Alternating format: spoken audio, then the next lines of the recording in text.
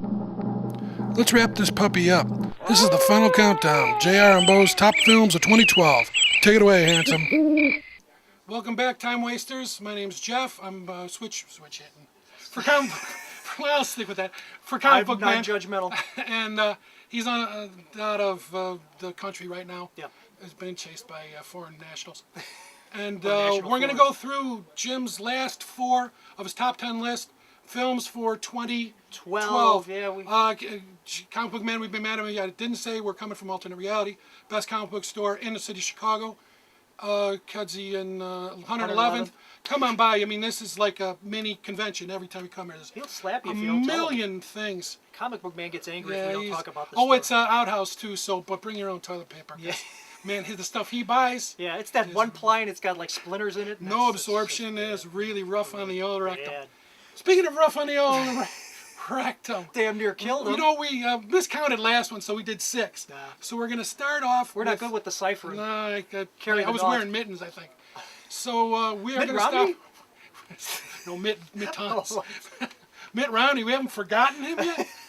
We're going to go with his number 4 on his top 10 list, 2012 films. Jim loves. These are the top 10. Here we go, number 4. And you know, if you were sick to death hearing about foreign films in the first 6, here's another one right off. They're all, hey, listen, somebody points me to one. That's the only way I'll go see it. This is a film, and this is also, fans, this is available on streaming, on demand, DVD and Blu-ray. It is called Once Upon a Time in Anatolia. And if you remember from the last update we did on my first batch of It's films, there. Look at it if you don't look see at it. I said about the year of the procedural. This is another procedural, a police procedural. This takes place over the course of several weeks, mostly at night. The thing is mostly shot at night. A group of men, who's a police commissioner, a prosecutor, a doctor, and a murder suspect. Set in what country? Turkey. Okay. Drive through the countryside of Turkey, looking for, and there's all these serpentine roads. This is another film that is well shot, by the way, too. It looks beautiful. Rolling hills, valleys, and they're looking for a corpse. The murder suspect said that he killed someone, he was drunk at the time, and cannot remember where the body is. So the crux of the film is... Can't tell you how many times that's happened in Mount Greenwood. Bodies all over the place. The bulk of the They're film... not all mine. ...is these guys trying to find this corpse. Now, I've had arguments with friends over this film that I've recommended it to. The pacing here is languid, and that is a soft word for very, very slow. But the payoff in tone and characterization is well worth it. That's why it's at number 4 on my list, because I think this film really pays off in a sort of almost mystical way, the way that it sort of lulls you into this procedural of trying to find this corpse until finally at the end you find out what happened and how it involves the men in the car themselves. It's a masterpiece. That's all I'm going to say. See, sometimes patience pays off because a lot of those are done on purpose so you can get that slam at the end because you kind of get lulled. And that's on purpose. Exactly. You do that on purpose. And And it's fine. That's fine directing. And if once that again, comes it's off. Once Upon a Time in Anatolia. It's out there. Look for it. And my God, I'm getting embarrassed. Oh, Bo, what's Yeah, we your got to number? do Bo, Bo's number 4. Bo, we don't forget you. What's your number 4, pal? Okay, 2013. bring us home, Beaufort. Number It's, 4. Number 4. Number 4, Ben Affleck's Argo. Yes. A film which has kind of gotten forgotten since Zero Dark 30 came out, but Ben Affleck's Argo is an excellent spy Well, I film. was told Argo got re-released. Argo got re-released. Argo's going to do relatively well on video, and one of the characters, one of the actual real-life people who was involved in the Argo story, actually passed away this week. The diplomat in which house they actually stayed in. Okay. There's a little creative license in there, Okay. and it's another film that has John Goodman. John Goodman's in that film again. The creators of the film don't express that they're historically accurate. No, that wasn't the interest. No, I mean it's basically a story from Tony Mendez, a real CIA agent. When Iran was attacked and the Shah was basically wanting to get everybody, what happened is about 5 or 6 American diplomats went to a house. They stayed in the Canadian ambassador's house, and they were there until they found out a way to get them out of there. And the idea from Tony Mendez, the character played by Ben Affleck, is we'll pretend we're making a science fiction movie. We'll play these guys are part of the crew, and this will be how we'll get them out of the country. And it suffered through a lot of back. And it suffered through a lot of back. And as the line goes, you know, when they asked, because Bryan Cranston said, so this is the best bad plan we Best could bad come up idea with. we have. It also is Alan Arkin, who's incredible. And Alan Arkin has a line in the film that anyone who's seen the film, if you say the word Argo, the first thing that comes out of your mind is the word is this 3-phrase line that you can't say on regular TV, but it's just Argo, F yourself. And it's great. And it's real life stuff. In fact, for all you comic book fans, Michael Parks plays Jack Kirby in this film because Jack Kirby did storyboards for this fake film. How cool is that? And this fake film, I mean, the storyboards are actually there. Menace apparently in real life took one of the storyboards and he gave it to his son. But Jack Kirby's in the film, so it is a comic book hookup. And Brian Goodman's character is playing an actual Hollywood makeup guy. So, but it's a damn good film. Okay, JR. And Thanks, now Paul. That's a we good got number 4. we got Little Jimmy's number 3. Number 3, and I promise you this is my last foreign film on the list, ladies and gentlemen. And I just saw this one yesterday. It's all right, Jimmy. You as don't well. have to make excuses. It's about it's fresh. I know I'm qualifying all my choices here. This film is called Amour, and for those of you that don't speak French, that is the word love. It's directed by Michael Haneke, a director known for his cold, analytical, and withdrawn films. This is anything but that. This is about a retired couple, man and woman, music teachers, who are in their 80s, and the wife is beginning to lose herself through age. She's beginning to fade, and this entire story is about how the husband, trying to maintain dignity for her and himself, gets her through what is the inevitability of aging and ultimately death. Now, it may not be an up subject by my description of it, but when you watch the film and you see the persuasiveness of the husband through his love for his wife to keep that dignity for her, it is uplifting in that regards. But it is also unwavering in how it depicts the degradation of a human being via age. Something to look forward to for everybody. You know, I know that Exactly. film didn't come out until just recently Yes. around here, so that's sort That's of new. fresh. On Yes, that's That's fresh. new in the store. And Bo, what is your number 3? We're at number 3. Number 3, Terrible Trio is Django Django Unchained. Yes, Quentin Tarantino's Django Unchained, which is followed by a lot of controversy and a lot of asses in the seats. So this shows you how the controversy is going. Yes, the film. If you don't like the N-word, you're not going to be a fan of the film. But remember, this film takes place at a time in which that word would have been used before any other word used concerning a black person. It's funny. It's hilarious. It's got a lot of people in it that you were like, wow, I didn't know that. Lee Horsley from Mad Houston's in the film.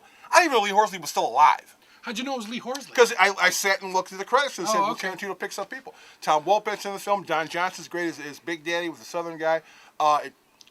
Christoph Waltz, who's, of course, his usual excellent self. Jamie Foxx is great. Leonardo DiCaprio is quite good in this film. Sam Jackson, he's probably, as Sam Jackson said, the most contemptible black man ever seen in the history of film. But he pulls it off so well, because when you look at Sam Jackson in this film, you go, he's playing a stereotype. But if you pay attention to what's going on in the film, he's just as smart as everyone else in the film. He's just playing a part. And yes, the N-word is there, and stay all the way to the end, and you'll get the last reference to the N-word. And you'll also have Franco Nero, who starred in the original Django film. Franco Nero. Franco Nero. It was an Italian film. JR? Nice lie, Bo. Thank you. Yeah. Okay, we're done. Texas Chainsaw 3D. Nobody was more shocked than me. Okay, we're down to the dirty gritty. Yes, Number 2. number 2. The movie that you waited all this time to Yes, see. number 2, and not And- only like the last film, Mr. Jeff, I saw this one mere hours Yeah, still ago. fresh in your Still brain. fresh in my mind, and this is a film that's getting lots of publicity. It's on everybody's top 10 list, and guess what? Cool title, too. It's on mine. Zero Dark Ooh, 30. Zero Dark 30, Catherine Bigelow and her screenwriter made a great film with The Hurt Locker, but I think they've even ratcheted this film up even more in the quality department. Bigelow, and it's Mark Bowl, by the way, the screenwriter, who is also an investigative journalist, and that plays really well into the tone of this film because it has a pseudo-documentary feel. This is the film about the 10-year-long manhunt for Osama bin Laden. The film literally starts on September 11th of 2001 with a completely dark screen and just the sounds of 911 calls. Very effective, and works its way through the entire gamut of the investigation. This film has been controversial in that many people who haven't seen it have said it condones torture. In your humble reviewer's opinion, it does not condone torture. It uses it to inform the film and everything that takes place after the torture. It also has a top-notch performance at the center of it by Jessica Chastain, who, as a side note, for those parents out there who have teenage daughters, if you can get past the notion of torture sequences, this is really a good film for your young daughters to look at as sort of Kind of enabling, empowering. enabling, empowering, and also as sort of a figure to look at for girls to aspire to be. Because the character is not some kick-ass leather-wearing Angelina Jolie who goes in with both guns blazing. This is a driven, intelligent young woman who knows her job, and in essentially a boys' club gets that job done. Bigelow here is at the top of her game. There's never really a false note in this film. There's one minor quibble I have with casting, with Tony Soprano showing up at one point, and again the actor James Gandolfini shows up and sort of takes you out of the moment. But other than that, this is an immediate film. You get the immediate effect of everything you're seeing on the screen. And when the inevitable happens at the end, the actual hunting of Osama bin Laden, it never feels jingoistic. It never feels like flag-waving American rah-rah. It is everything culminating It's the cap of that pursuit. of that pursuit, and it's played straightforward, unblinking and unwavering. I love this film a lot. We don't think I'd be hearing from Catherine Bigelow now. I know this isn't her second film. She's done stuff prior to Hurt Locker. Remember Blue Steel with Jamie Lee Jamie Curtis? Lee- That yeah. was one of her first Yeah, films. way back in the day. Yeah. Those are the things. Well, Bigelow she was part of Point Break, which is Yes. a movie I like a lot, Yeah. and I know she learned under James Cameron, which isn't a bad place to learn how to direct movies. But this is after the Hurt Locker. You get that credibility, you get Right. that cachet, to use the term, Exactly. and they'll give you more money. So this movie, I think, Hurt Locker might have looked a little, or been a little more fleshed out had it come after Possibly. she'd gotten that.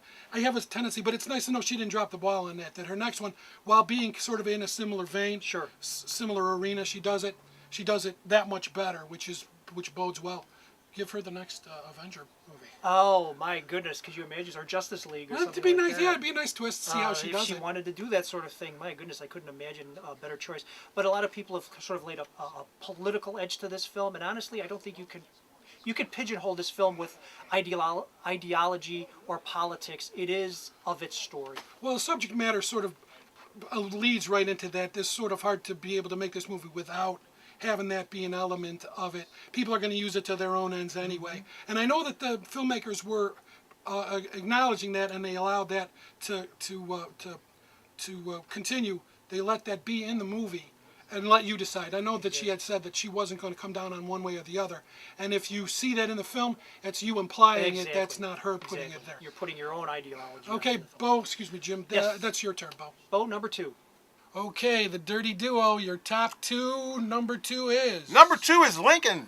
Lincoln. Lincoln, Tony Kushner screenplay from the Book of Rivals, a Lincoln biography. It's Daniel Day-Lewis is more likely. You might as well just give him the Academy Award for Best I Actor would right think now. so, yeah. He's already got it. Richard Roper said, he got it the moment you saw his face on the poster. Sally Field, not as much. It is a little weird that Sally Field's playing his wife, because Sally Field is much older than Daniel Well, Day-Lewis. rumor has it is she had to beg for the part. She did have to beg for the part because Steven Spielberg said, Sally, I you're a don't little too see it. old for this part. I don't see it. It's got a lot of great performances. It's got Walton Goggins from The Shield and Justified. Yes. Joseph Tommy Lee Gordon-Levitt, Jones who's in the film for is absolutely no Lincoln's reason son. at all. Well, Lincoln's son. He's Lincoln's son. Give you some perspective. That, on it. the only flaws I have with the film is Lincoln's son thing is kind of unused, and there's a point in the film near the end in which there's a scene. It looks like the end of the film, and they keep going, which makes the end of the film compare to the end of Abraham Lincoln Vampire Hunter. Thank you, Ron. Well, but I Enders. know I think if they had not tagged on the actual assassination, people would have been asking the same thing. Why didn't we go there? I think we are. I mean, they could have done that by just listing. They could have listed it Sure. on the screen. They didn't have to Sure, show the it headline because and all that stuff. we already know how that story ended. Abe went to the theater and got shot in the head. But I'm imagining Lincoln. I said Daniel Day-Lewis probably won Best Actor. Sally Field doesn't have a chance in hell. Tommy Lee Jones might pull it off. It might be a fist fight between him, Robert De Niro, and a couple other people for the Best Supporting Actor.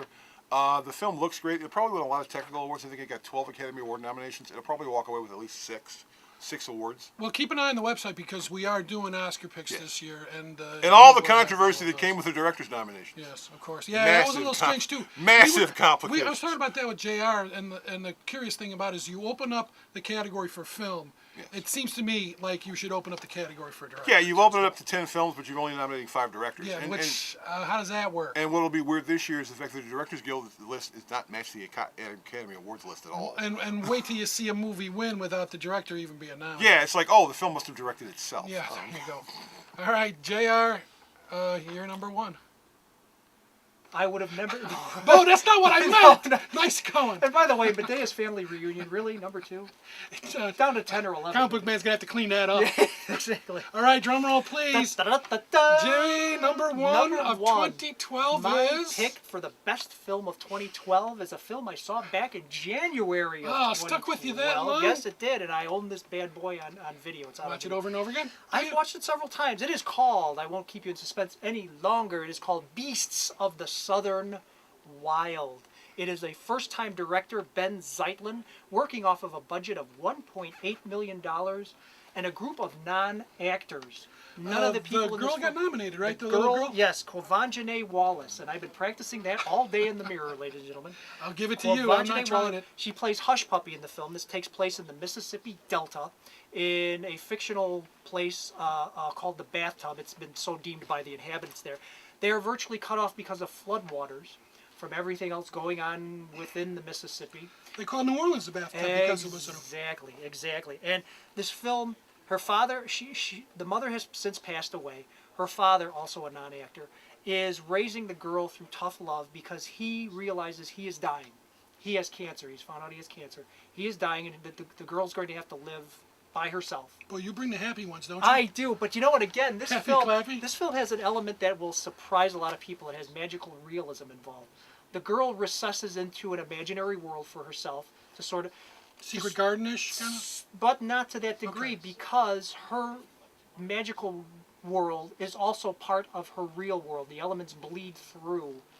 And even though there are creatures involved, it is within her real world that this is all happening. So it never recesses into a pure out-and-out fantasy, just doses you with these elements of fantasy realism or magical realism. It's really hard to resist this film once you get into the rhythms of it. She's sort of reconciling what's happening to herself and to her father. They live in a hovel. Their neighbors are all equally as destitute as they are. Yet, from all that, you get this really profound and almost exhilarating experience when she is able to find her way through all of this and carve a life for herself. It's really a beautiful film.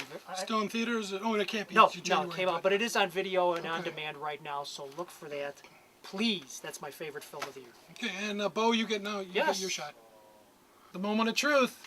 Your number one film of the year of 2012 The is film that JR and I waited to see because technically the film opened up in they got to December. number one. It opened in December Wow. because for some reason the Hollywood seems to believe that we in Chicago are a bunch of damn rubes. Well, I don't. I think New York, L.A., Chicago, I top think the three. philosophy on that was they didn't want it to get lost in the shuffle because it's not a film that you're going to see in context with all the blockbuster stuff, all the movies that were coming out in a holiday vein, and they did it with Hurt Locker. Is you trickle Yeah. it out, you gain interest, and then you bust it out and you show people wide. Well, I think, but by the way, the number It one is. film of the year is Zero Dark 30. But I believe in this Hollywood December the holiday season was so bereft of films that matched up to the level of the one that's the number one film in the country that they could have released it in December because there were a lot of gaps. Hobbit was there, wasn't that? Hobbit Bear was in the there, but Room? Hobbit was early, and you had a couple of gaps, and you had a couple films.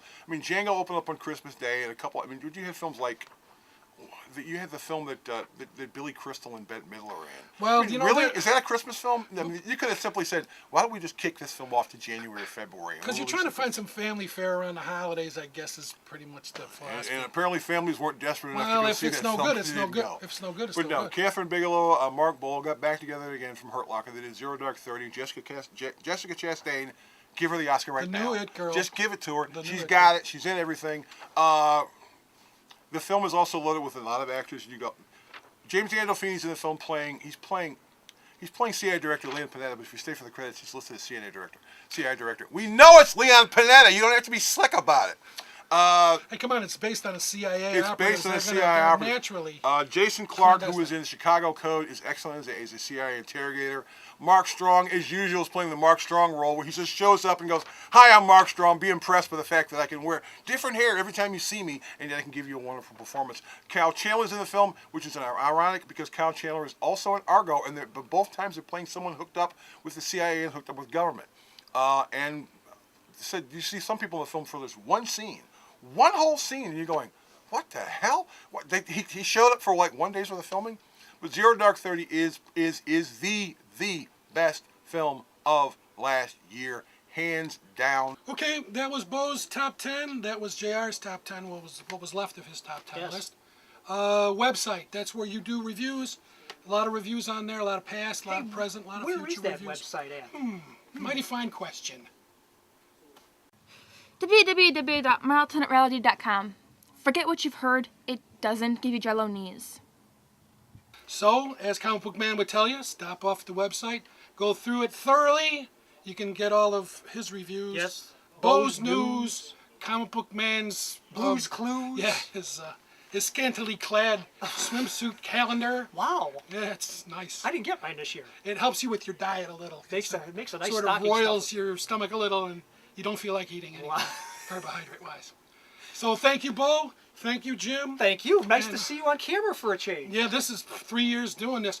I don't. A lot of people, in fact, nobody watching this knows that he and I did a little radio thing way back in 2005. Back in the day, yes. So this isn't unprecedented, Yes. but it is as far He as is, of course, Bubba the Love being, Sponge. You may know him being better as beautiful that. on camera. Yeah, no, I was thoroughly prepared. This is after 2 hours in makeup. So imagine what that Wow. would have looked All right, like. Lon as I Chaney, how you got feeling? dragged behind a camera or behind a car. But that's it. Showed We're up. done. There's That's my it. I'm list. sorry. We'll go on and on. If you send $10, we'll be happy to get you a transcript of this band. Be sure to look for. We're going to try to get Bo and Jim together for their Oscar picks. Yes. So until then, That's Bo. That's Bo. This is cameraman, and this we is. look a lot alike. Yes, you do. Yes, you do. And this is good old. I can't. Huh? That's This all, is very folks. off-putting. Bye. The Video Outhouse is brought to you by some of the finest people willing to work for free. This is a list of some of them.